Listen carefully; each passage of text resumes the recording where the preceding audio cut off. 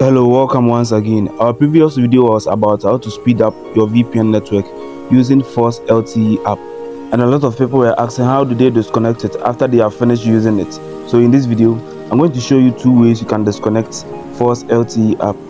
So just launch the app and it will take you back here. So we set the network type to LTE only. We are going to change it and set it to NR. So we are going to look through the networks.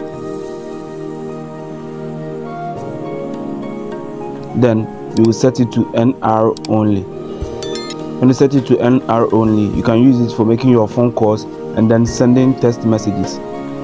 Better still, you can go to settings, then you go to app management, then you go to app settings, then you scroll down to find the ForceLTE app.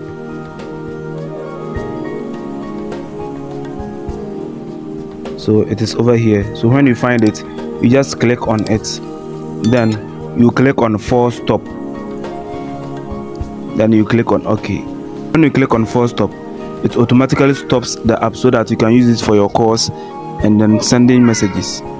If you haven't subscribed, please hit the subscribe button now, and also don't forget to like this video. Thank you for watching.